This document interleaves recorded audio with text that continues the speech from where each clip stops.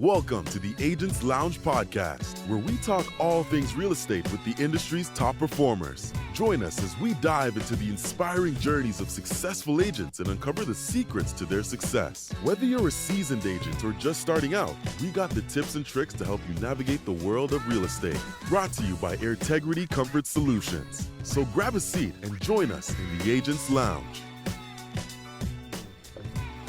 All right, so welcome back. This is the 6th episode of Agents Lounge podcast. I'm your host, Nathan Gaylor, co-host Francisco Bermudez Jr. with owner of Airtegrity Comfort Solutions. We have Mr. Gino with 5G Electric accompanying us today. And then the focus of today's episode, Mr. Brett Reed with Real Property Management Hill Country Branch, right? Correct, yes. Hello. So just kind of break the ice a little bit before.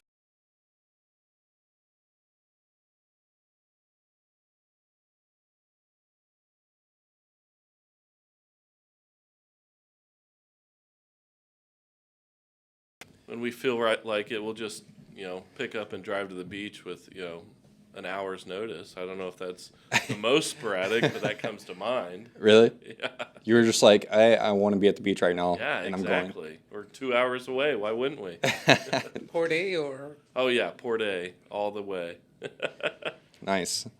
What about you, Gino? You got anything? I would love to go to Port A. Let's up go. the ATVs. Yeah.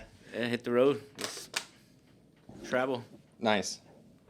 All right. So just give us a little bit of background about before you got into what you do today. Yeah, so I've actually been in real estate for close to 15 years now. I have been all over the place in property management, in commercial real estate, in the real estate software industry. I've sold data and analytics products. I've managed some of the softwares that a lot of real estate agents and brokers use on a day-to-day basis. I've managed over 10,000 properties throughout the United States, and last year I decided to go out on my own, so now I own my own business. Yeah. And what does that look like? Did you get to transfer some clients from your old? Nope. I moved to San Antonio in 2020. I have a lot of family that's here, and that I was born here actually, and I just said, you know what, now's time to start my own business. And so my wife and I, we talked about it. We made the decision. And since January of 2022, I have been building and growing a property management company here. Nice.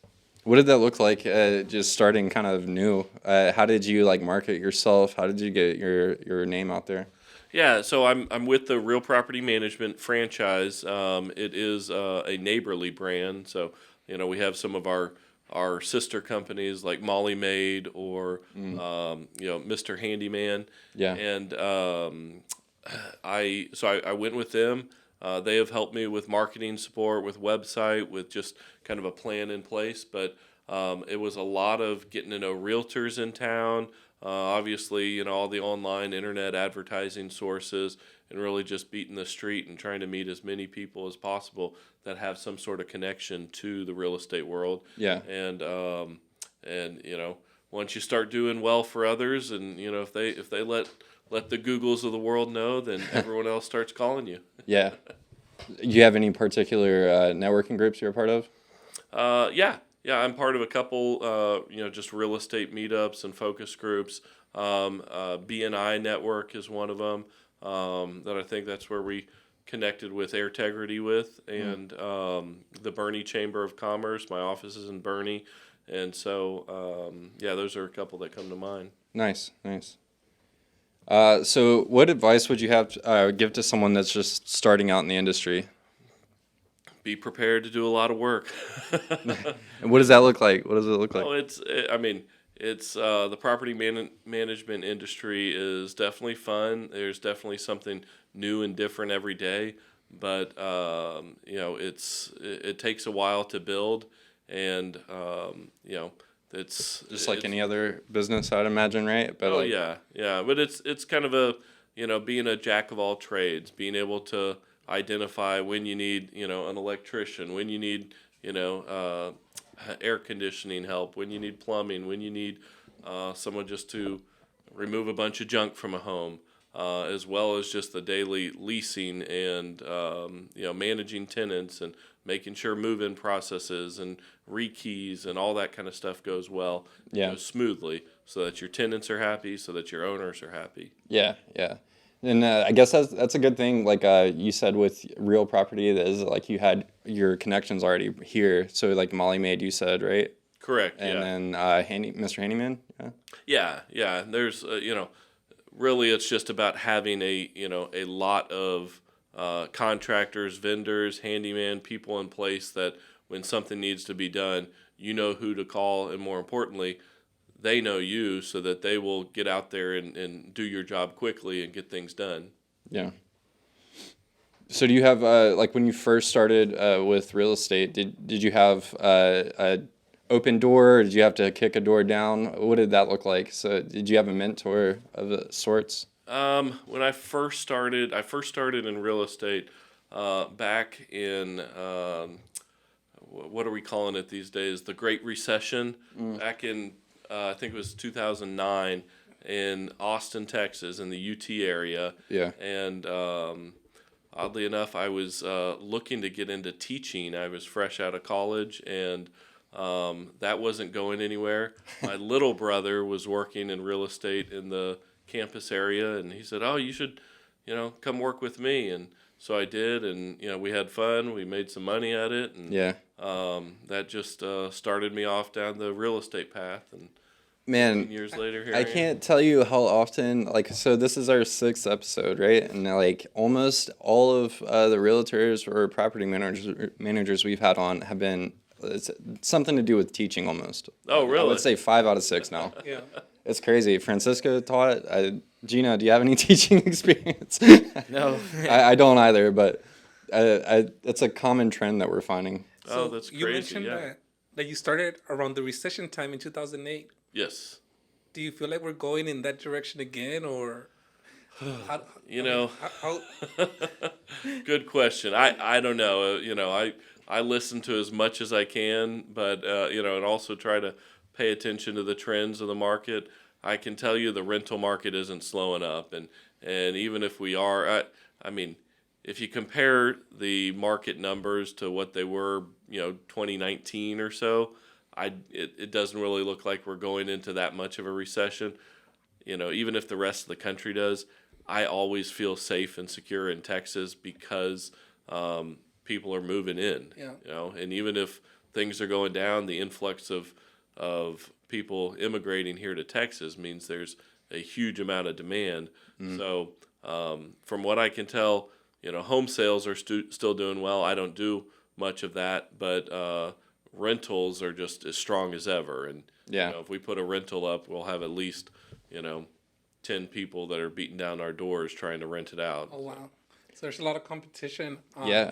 Oh yeah. I mean, I didn't even think about that until you just said it. We literally Texas has Central South America immigrants coming in. We have people coming from really all over the country to Texas. Yeah. And masses Yeah, so. And most of it is that that California, New York, Florida, they're all coming here, and a lot of people are wanting to rent at least for a year or so. But right. It's also pushing other people out that would have bought that now say, all right, let's rent for a while. So I never have problems finding renters. My biggest problem is making sure a homeowner will have a nice quality house that is just ready to be rented, ready to be moved into. Yeah. So what does work-life balance look like, especially now since you're starting your own thing? That has, that's tough, but we're figuring it out. No, it's definitely something, and this is the first time I have owned my own business, so making sure that I figure that out is very important to me. We're taking on a couple people that are helping us out, just in part-time roles or as a real estate agent role that can help us, get new owners on board, lease out properties for us. Part of that so that I can actually sit down in the office and breathe once in a while and go home and see my wife and kids. Yeah, so I can't, like, do you have to set boundaries for yourself or for other people? What does that look like? Yeah, it is it's a fine line there because excuse me, part of the property management industry that is tough is, you're managing someone's, $500,000 asset sometimes. Yeah. So when someone is entrusting you a couple $100,000 and it's not like a stock that isn't going anywhere, this is a house that could burn down, could flood, could, real damage can happen. You want to be available and you need to be available. But at the same time, I've had to learn to make sure I shut it down and say, okay. And I tell owners and tenants this all the time that, I don't mind if you communicate to me anytime. However, just bear in mind that if it's a night, if it's a weekend, and I don't deem it to be an emergency, and state law doesn't deem it to be an emergency, I might not get back to you until, Yeah, Monday morning or Right, something yeah, like yeah. that. Yeah. Something like that. Or But still, I also have the heart for, hey, if there's something that's going wrong and all I have to do is text someone and tell them, oh, just go over to this panel or just go over and, turn this knob or something, or here's who you should call, then of course I'm going to do that. It's as y'all know, it's not an emergency to, fix the AC system if it's below a certain temperature. right. But it still sucks when you've got a 80-degree house and there's no AC. So, Yeah. I don't mind, calling up Air Integrity and saying, hey, can you get out there on a Saturday? Right. And it's interesting because I feel like throughout the years you can troubleshoot most of the stuff over the phone, right? With most of the stuff that you have seen, like Yeah. like because when we talk to several property managers, they're like, we already told them to do this, this, and this. I'm like, man, you guys know more than y'all can be a technician already. Oh, yeah. With all the experience you have. Right. Well, and technology has made it so nice too, to where if I can, if I can get from my tenants and send to, one of y'all, here's a video or a couple pictures of the issue that's happening. Now all of a sudden, you already know this is what it's going to take, or Yeah. sometimes we'll even have people just say, oh look, it's not even worth my time going out there. I don't even want to make money. Just tell them to do this. Yeah. And they can fix it themselves. And Yeah, right. that, Well, I mean, I don't know. Like, I've went down that rabbit hole before. I can imagine that we've all been stuck in a situation where we're like trying to fix something from a YouTube video or somewhat, and especially with like my car or something, and then you just end up messing up things worse. Or usually in my case. I'm gonna bring Gino here. So what are your thoughts, Gino? You ever had to go back on a YouTube repair attempt? Probably like on a mechanic where you drop a screw down somewhere you can't reach. Yeah, exactly. Take a panel off you don't know how to get back on. What about for electricity? Like, what are some of the things that you see? In electrical, we run into all kinds of problems in the homes because the electrical, the panels, they're only equipped to last about 45 years. So a lot of these homes are very old, and people don't know they're like ticking time bombs in their wall. So when we go in there, I mean, there's times where there's tape holding the panels. I mean, they got thumbtacks, they got wires. I mean, we've seen it all. We've seen lizards stuck in there, feces, rats. I mean, you name it. And people are there's some electricians / handymen that don't take pride in their work, and when they go in there, they just tie 2 wires and they call it good and they leave. And you call them up, they don't never answer their phone. See, so when we go in there, we take photos of everything, and we don't hide from our work. We document all that, and that's very hard to find. So when we do go in there, people like love us. Like we're we've had so many electricians in here, and they don't want to do it. They run as soon as we said we're gonna call CPS, they take off because they don't have license, they don't have insurance, and man. And when they call CPS, I'm like, okay, I'm gonna put CPS to work. I mean, they get here, and I make sure they make the repair done right. I mean, we did that yesterday, as a matter of fact.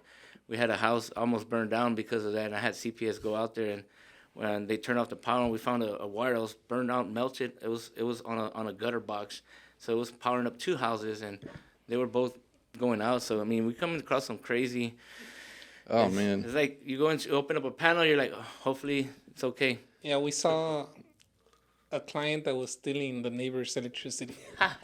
And Wow. he burnt out his refrigerator, his AC compressor, and several appliances because he wasn't getting the right amount of power. But we're not gonna get involved, but you need to get the right voltage to your home. Yeah. But it's gonna cost them a lot of money to do those repairs for sure. Yeah. It's very dangerous, and it's a fire hazard. I mean, you gotta take care of your family and make sure your home's safe. Because Right. At the end of the day, it's your family and it's peace of mind, so you can sleep Yeah. peacefully. Because that's what we get a lot. Customers is, I hear something in the wall cracking or crackling. I hear when I turn on the switch, and I mean, you don't want to sleep like that every night. I mean, Yeah. that's why you call us, so that way you can sleep at night. Right. Yeah. I mean, that's like a thought that I had come to mind is just the importance of like the small things you were talking about, taking pictures and just, being licensed and, you're not afraid of CPS, right? So we try to do, and picking up the phone when somebody calls, like all of those small things really, really are important, but so often overlooked. Yeah. So Brett, going back to you, what's the process like to put your house in the market for renting? How does that usually work?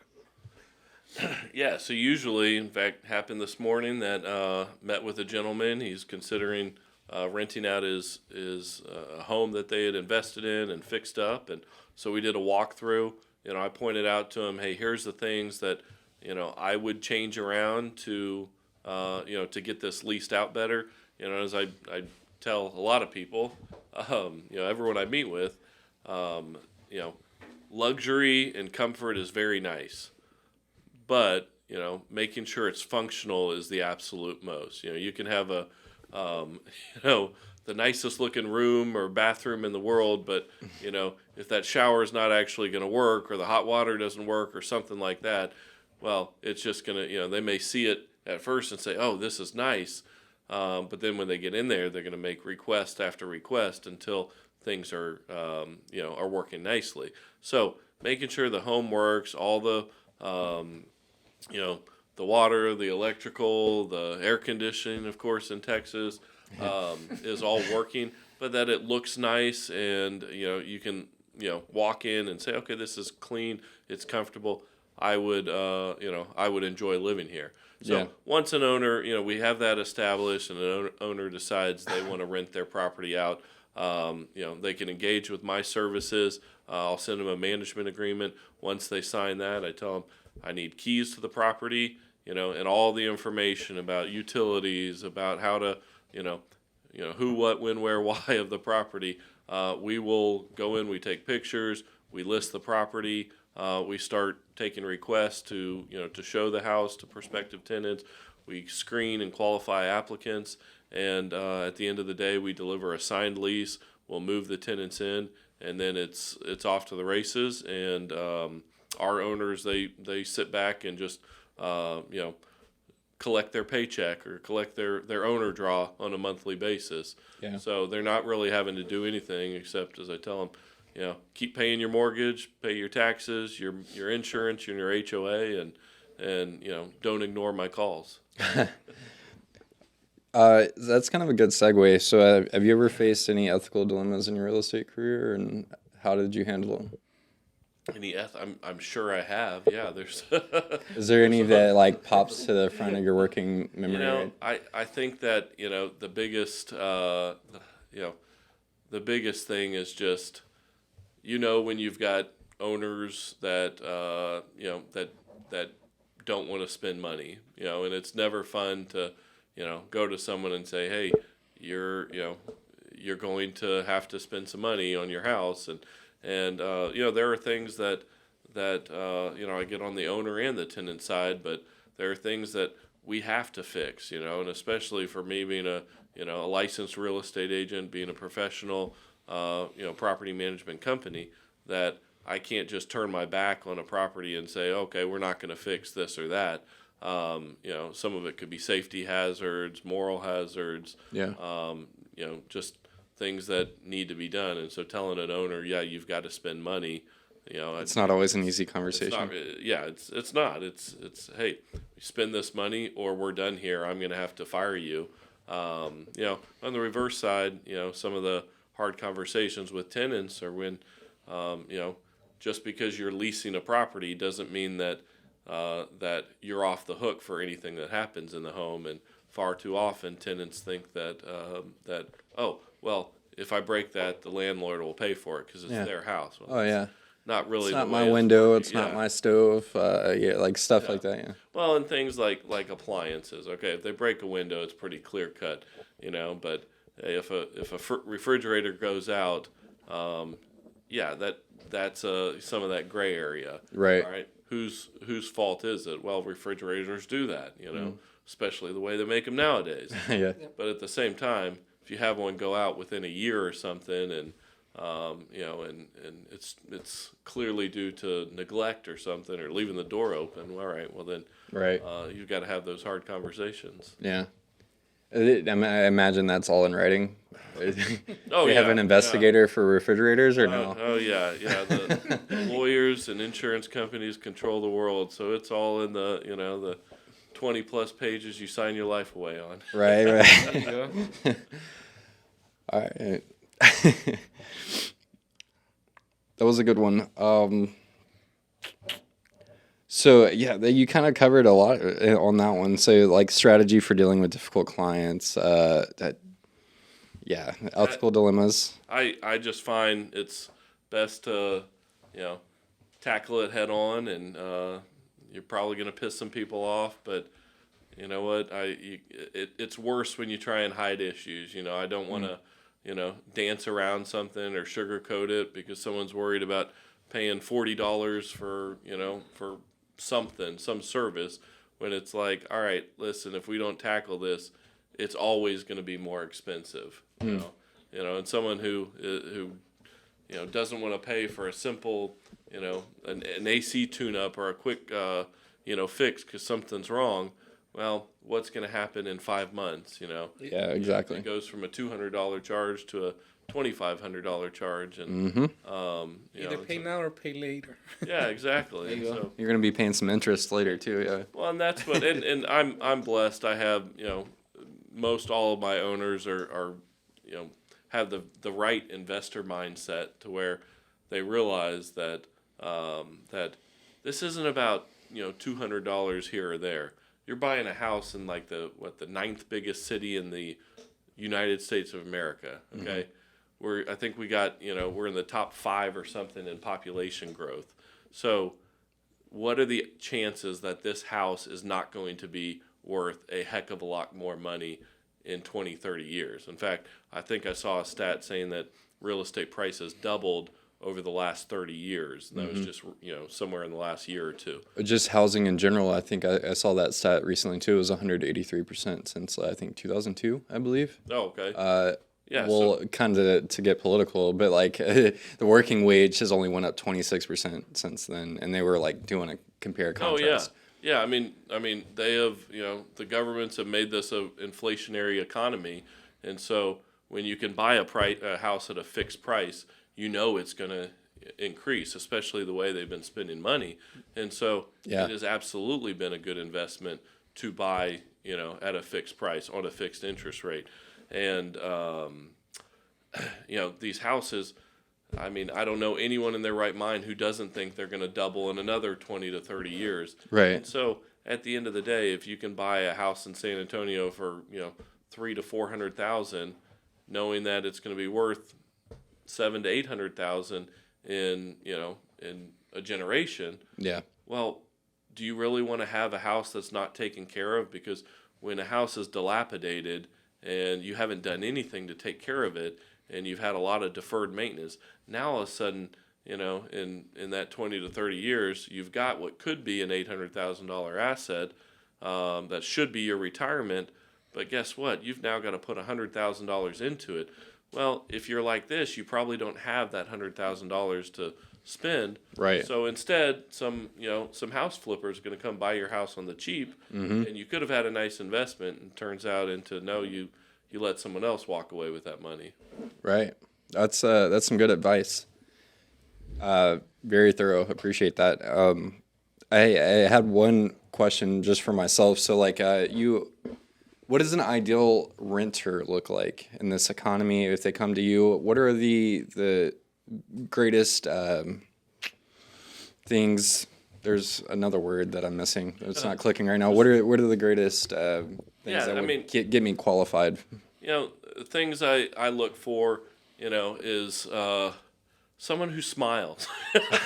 Honestly, someone who is going to realize that, like, listen, this is it's a transaction, but it's also an ongoing relationship. Nothing, anyone that expects things to be perfect is not going to make a great renter, because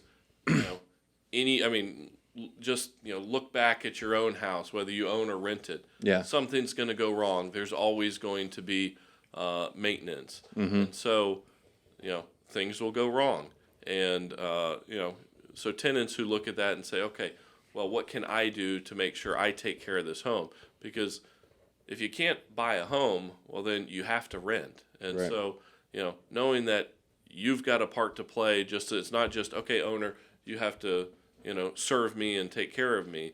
Okay, yeah, there's a part of this. This is the owner's roof and walls and floors and blinds and all that stuff. Yeah. But tenants who realize they've got a part to play in it as well and will help out with it, and be patient. Yeah. Right now, getting service people out to do a job is, one of the worst it's ever been in this economy, or in this country.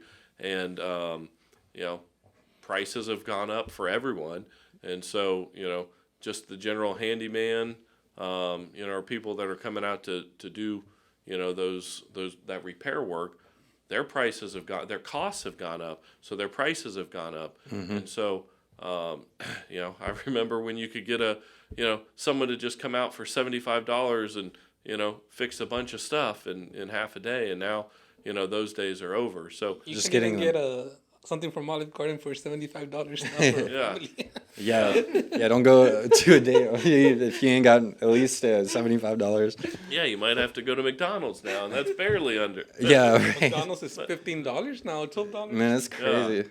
So with that, it's looking for tenants who are going to realize that it's a two-way street. Yeah. And and we'll get people out to do repairs, but to expect things to be done immediately, well then, that's that's just not happening nowadays. We get things done as quick as possible, but Yeah. So, just a little bit further, for maybe some people that will watch this, if they reach out to you, what should the debt to income look like for renters? What should maybe a credit score baseline be before having a serious conversation with you? yeah, in general, renters, we look for 3 times the monthly rent as income. Yeah. So your gross income, if you're looking to rent a $2,000 a month house, and most houses around San Antonio, I think the average rent is $1,800. Yeah. So income is your gross monthly income should be around $6,000 or higher. Average credit scores 550 or better. And that'll depend on each property, each owner. Yeah. And then we don't accept anyone with evictions. Yeah. Pets is always a fun one, but Toss up. Yeah, every property owner has their own pet policy. We don't lease to a lot of the restrictive breeds or the aggressive breeds for dogs.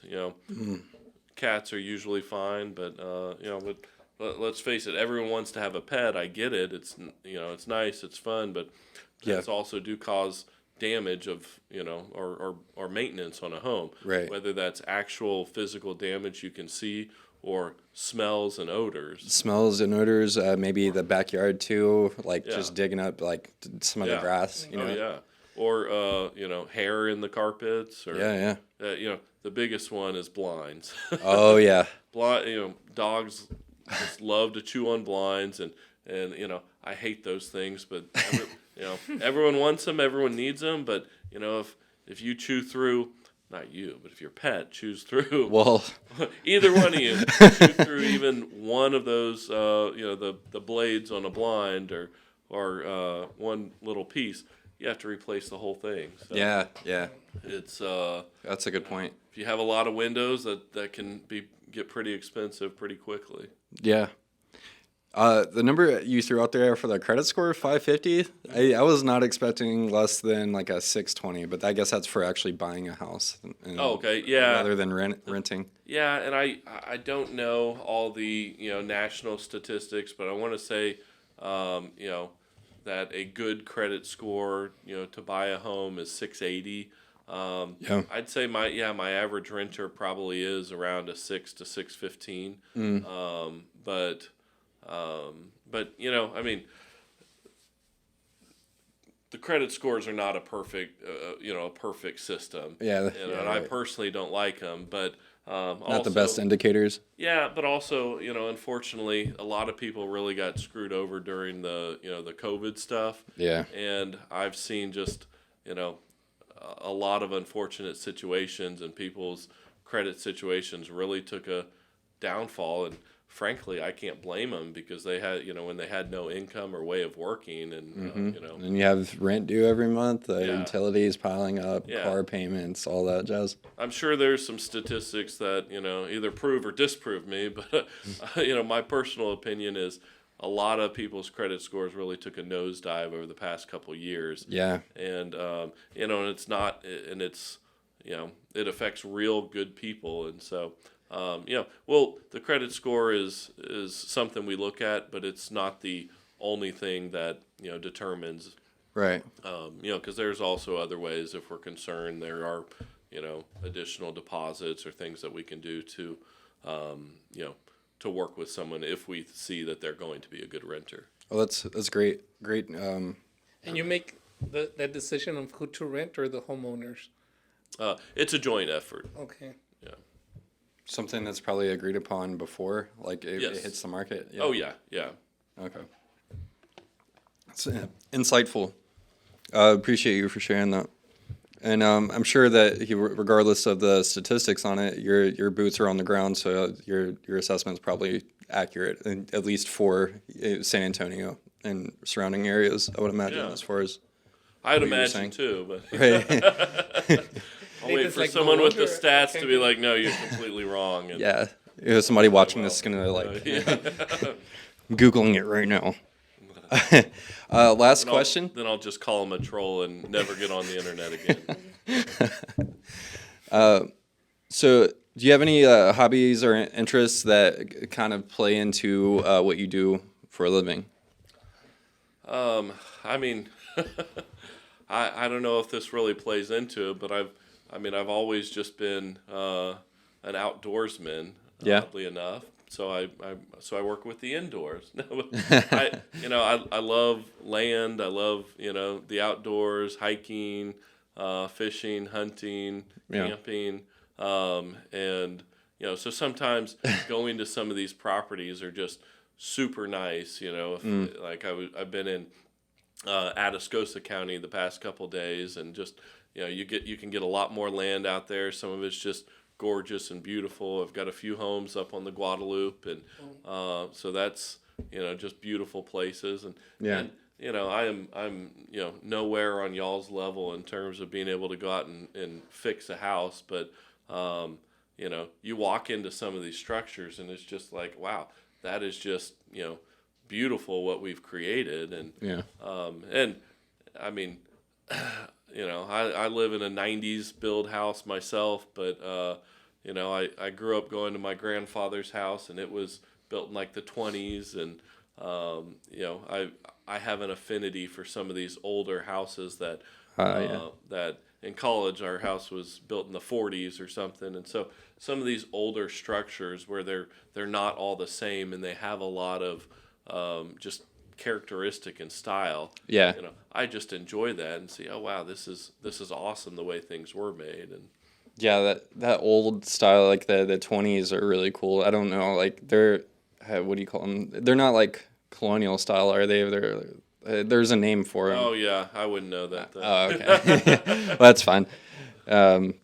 Yeah, so I mean, that's all I have, unless anyone else has any follow-up questions, comments. No? We're good? Good. All right, so that'll do it for the 6th episode of Agents Lounge. Thank you, Gino, for being here. Say hi, Gino, to the camera.